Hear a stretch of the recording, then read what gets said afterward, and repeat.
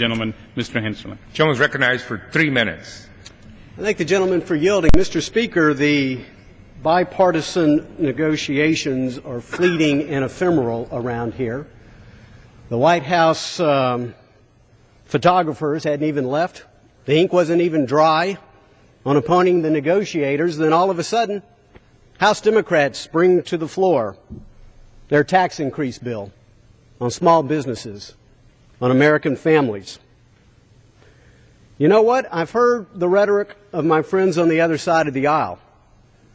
And as I've studied this bill, I'm still looking to find where is the tax cut they're talking about.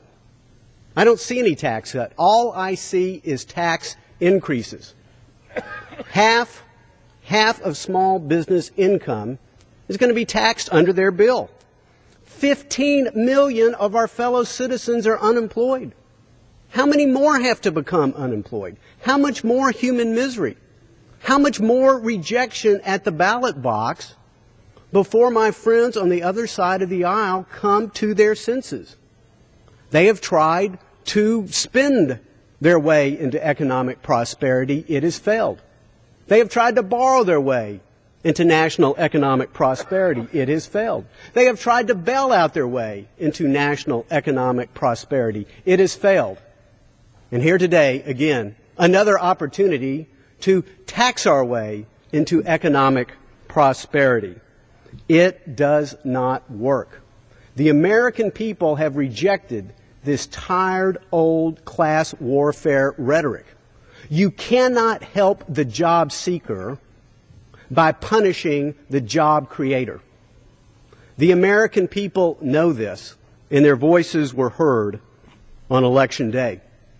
You know, Mr. Speaker, what I find interesting is how many Democrats have come to the floor to quote the economist, Dr. Mark Zandi. He's probably the most quoted economist by the Democrats, and yet he himself has rejected the idea of raising taxes in this economy.